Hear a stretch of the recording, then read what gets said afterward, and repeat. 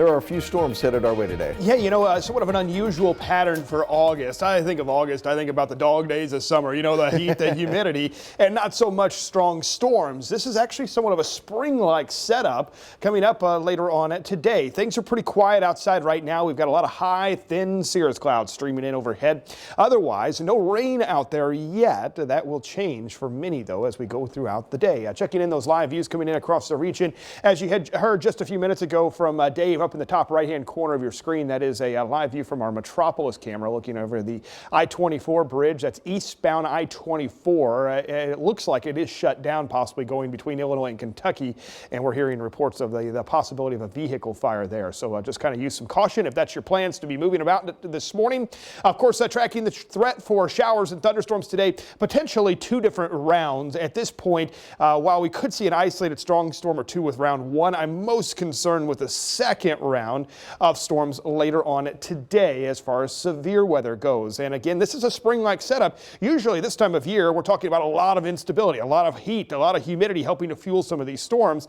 And the lack of wind shear is often one of the results there. But this setup later on today, we're talking about a lot of wind shear and not so much in the way of instability. The atmosphere is not going to be that unstable, but very unusual for August to have this much wind shear. So that kind of raises our alarm bells just a little bit.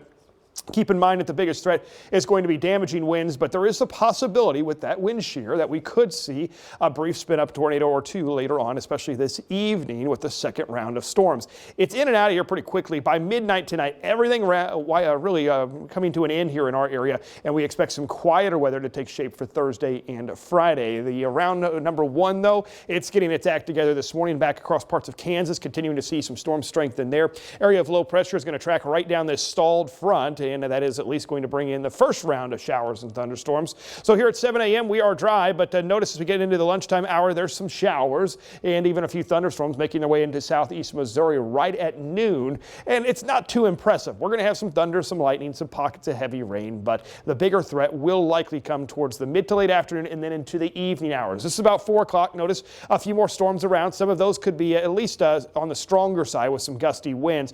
But notice later on this evening, we get a little closer to sunset, and this is where the concern starts to go up. About 8 o'clock, showers, thunderstorms developing right along I-44 north and west of our area, and then they make their way into southeast Missouri, southwest Illinois.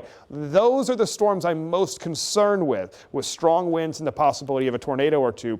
They quickly dive to the south and east, and again by midnight, most things are starting to wrap up in much of the area. Upper 60s tomorrow morning, and tomorrow afternoon, a much quieter day. We'll get a little sunshine with highs in the lower 80s. Storm Prediction Center, though, in the yellow color, putting us in a level 2 across southeastern Illinois, and really much of southern Illinois is in that.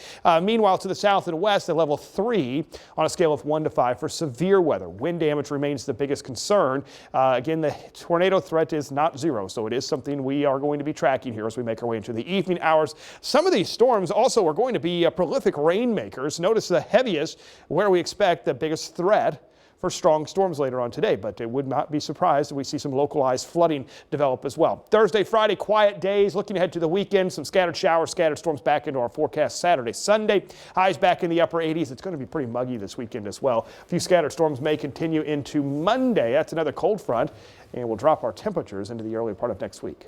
I tell you what, I will take